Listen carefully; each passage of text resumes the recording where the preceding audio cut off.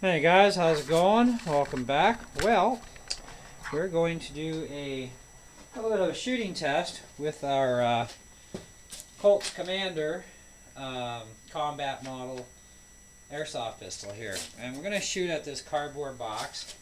And we're going to just aim in the picture where the saw is and see how accurately we get with the laser. And then we're going to do it with open sights. And I'm about 10 feet away.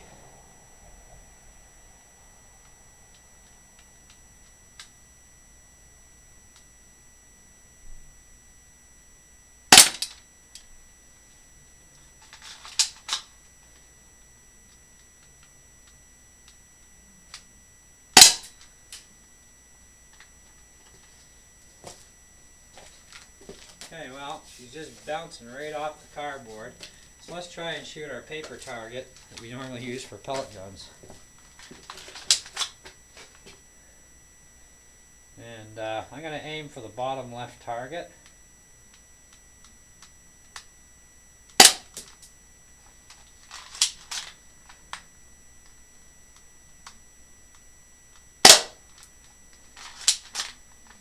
Okay, let's try aiming for around the middle, just below the middle. Oh, we got one in.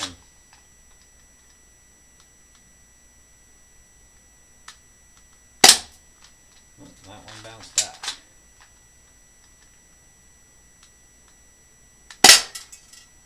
That one went in. Okay, now what we're going to do is pull the laser off. I'm going to do this with open sights and see how it does.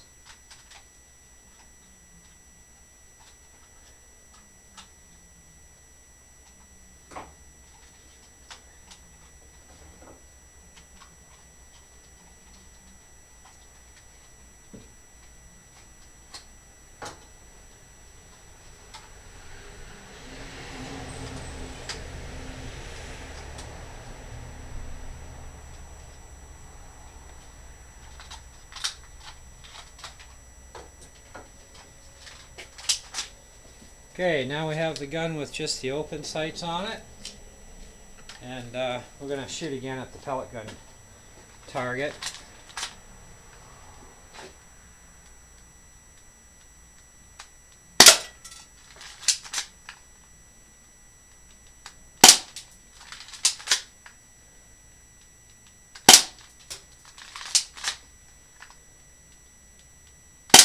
It's having a very difficult time piercing paper. And that's not a very thick piece of paper for a target. Let's shoot a tin can and see what it does. Just bounce right off the tin can. I won't even move it. Nope. So power level on this gun, back to the cardboard box with the saw. Oh, we're out. That's okay. So power level on this gun absolutely sucks. I mean, it's rated for 210 feet per second. So if you're going to get hit by this thing, it's definitely not going to sting. And you'll be lucky if the guy could hit you because the accuracy isn't very good on it. And I did have to notch the rear sight, like I'd mentioned in my first video when I did the review on this. I had to notch the rear sight out because it wasn't even notched from the factory. But I mean, overall, I mean, it's a toy, you know, but it's kind of not a toy. You know what? Because any of these air guns, even spring-powered ones like this, they're not actually toys, but when you're looking at power levels here, it can't even move a tin can.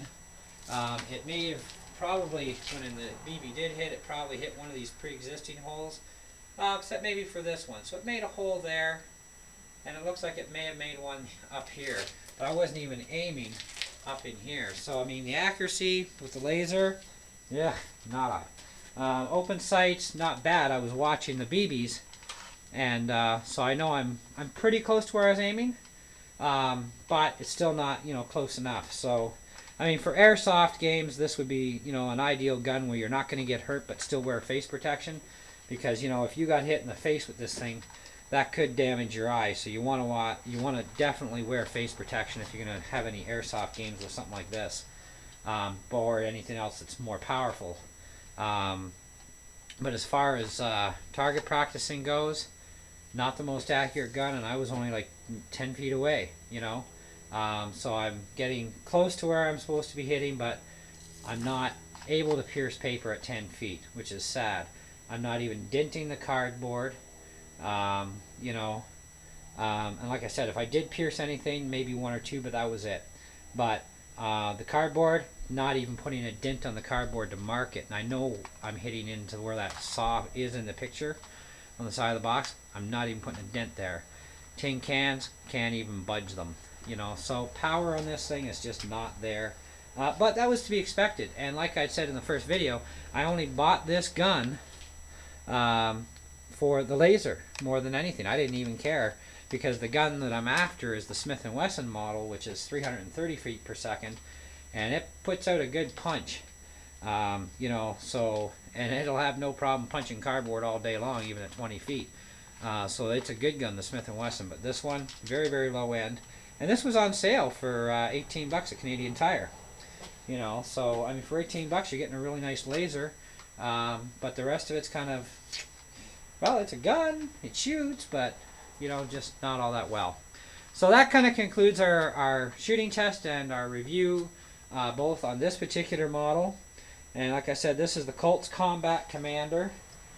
You know, so it's not, it's a nice looking gun, but that's about all it is.